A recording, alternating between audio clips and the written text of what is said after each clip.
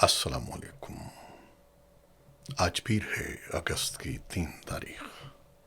میں ہوں خالد حمید، خبروں کے ایک بلٹن کے ساتھ۔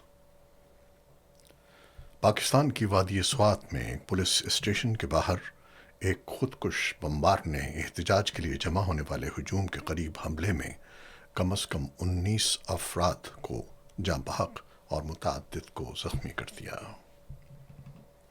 یہ بم دھماکہ اتوار کی شام افغانستان کی سرحد کے قریب صوبہ خیبر پختونخوا کے وادی کے قصبے کبل میں ہوا۔ سوات کے district police officer D P O Umar Khan کے مطابق خودکش حملہ آور نے اس وقت دھماکہ کیا جب پولیس اہلکاروں نے اسے تھانے کے دروازے پر روکنے اور تلاشی لینے کی کوشش کی۔ سوات کے ڈپٹی انسپکٹر جنرل پولیس فدا حسین نے بتایا کہ کم از کم 22 افراد زخمی ہوئے ہیں۔ کسی گروپ نے اس حملے کی ذمہ داری قبول نہیں کی۔ یہ دھماکہ سینکڑوں لوگوں کے قریب ہوا جو علاقے میں بڑھتے ہوئے تشدد کے خلاف حکومت سے کارروائی کا مطالبہ کرنے کے لیے قریبی چوراہے پر جمع ہوئے تھے۔ یہ ہجوم کے دوران اس وقت پھٹ گیا جب آخری مقرر اجتماع سے خطاب کر رہا تھا۔ مظاہرین خاص طور پر سوات پر پرتشدد حملوں کے دوبارہ سر اٹھانے کی مذمت کے لیے جمع ہوئے تھے۔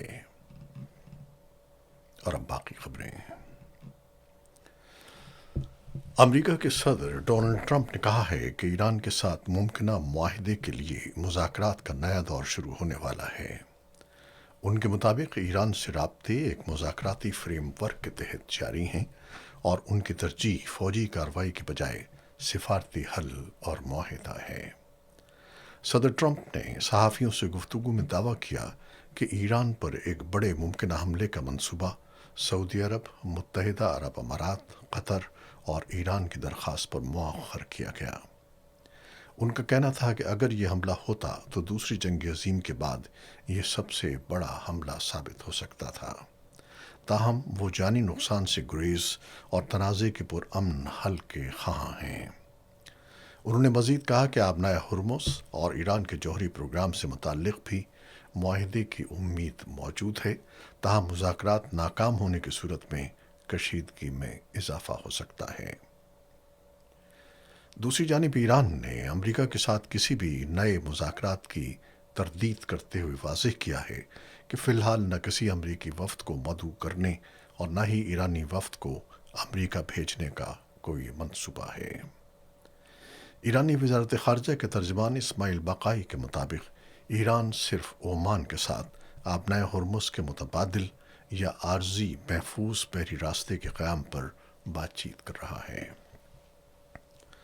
ان کا کہنا تھا کہ آبنائے ہرمز کو مکمل طور پر کھولنے کا معاملہ صرف عمان کے ساتھ مذاکرات سے مشروط نہیں، بلکہ یہ خطے کی مجموعی سیکیورٹی صورتحال اور امریکی پالیسی سے بھی جڑا ہوا ہے۔ انہوں نے الزام عائد کیا کہ امریکہ نے اپنے سابقہ وعدوں کی خلاف ورزی کی، جس کے باعث آبنائے ہرمز کی موجودہ صورتحال برقرار ہے۔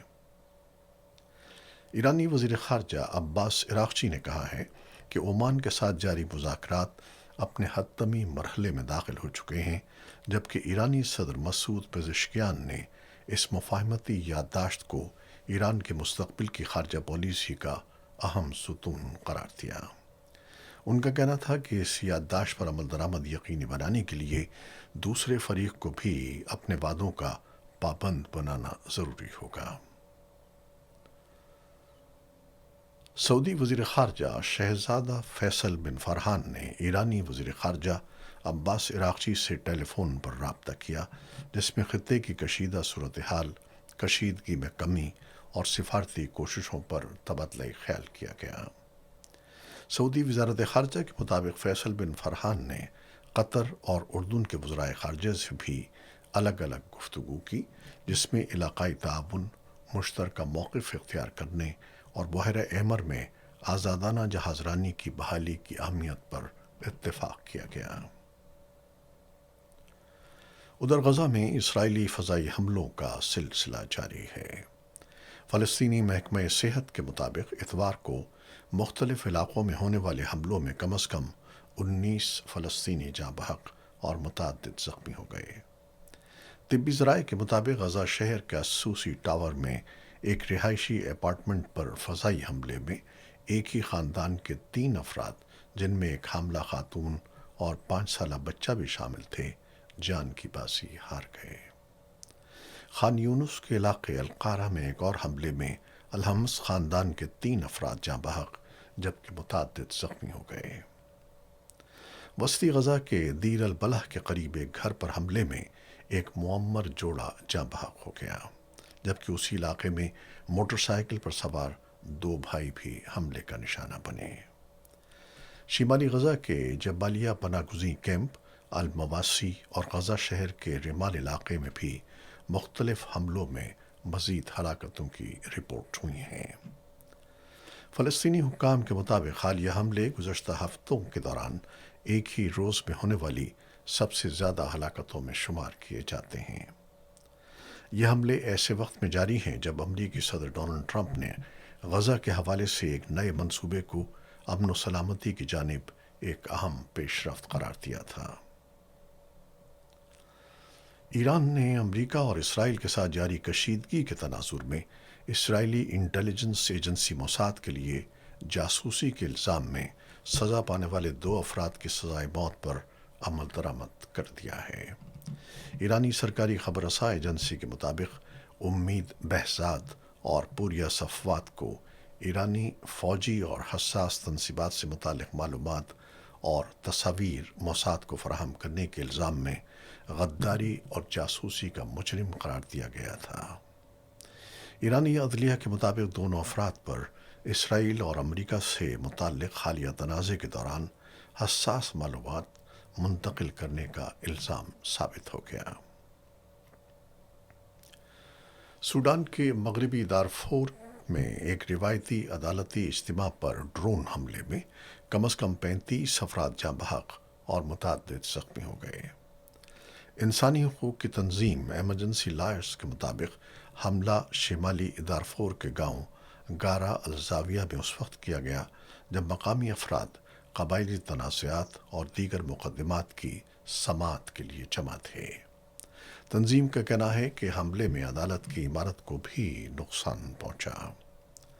عینی شاہدین کے مطابق ہلاک ہونے والوں میں مقامی قبائلی رہنما بھی شامل ہیں۔ گاؤں اس وقت نیم فوجی ریپڈ سپورٹ فورسز کے زیر کنٹرول ہے، جبکہ سوڈان میں اپریل سن 2023 سے فوج اور RSF کے درمیان جاری خانہ جنگی میں اب تک 10,000 افراد جان سے ہاتھ دھو چکے ہیں۔ اقوام متحدہ کے تفتیش کاروں کا کہنا ہے کہ دارفور میں جاری تشدد، خصوصاً الفشار کے محاصرے اور اس سے منسلک کارروائیوں میں ایسے عناصر موجود ہیں جو نسل کشی سے متعلق سنگین خدشات کو تقویت دیتے ہیں۔ روس اور یوکرین کے درمیان تازہ حملوں کے تبادلے میں کم از کم 14 افراد جاں بحق ہو گئے ہیں، جن میں روس میں 9 جبکہ یوکرین میں 5 افراد جان کی بازی ہار گئے۔ غیر ملکی خبر رساں ادارے کے مطابق 4.5 سال سے جاری جنگ کے دوران دونوں ممالک کی جانب سے ایک دوسرے پر حملوں کی شدت اور دائرۂ کار میں مسلسل اضافہ دیکھا جا رہا ہے۔ روسی حکام کا کہنا ہے کہ یوکرین کی جانب سے سرحدی بیلگاروڈ ریجن پر حملوں میں 4 افراد ہلاک ہوئے، جن میں کھیل کے میدان کے قریب موجود 13 سالہ بچی بھی شامل تھی، جو شدید زخمی ہونے کے بعد دم توڑ گئی۔ حکام کے مطابق ساراتوف ریجن میں یوکرینی ڈرون حملے میں 2 افراد، جبکہ ادمرتیا ریجن میں ایک گاڑی کو نشانہ بنانے والے ڈرون حملے میں مزید 3 افراد ہلاک ہوئے۔ دوسری جانب یوکرینی حکام کے مطابق روسی حملوں میں دنیپر پیٹرووسک ریجن میں 2 افراد، جبکہ زاپورژیا اور خیرسون میں ایک شہری جان سے گیا۔ اس کے علاوہ خارکیو کے شمالی علاقے میں روسی حملے سے ایک ڈاک ٹرمینل تباہ ہو گیا، جہاں ایک ڈاک ملازم بھی ہلاک ہوا۔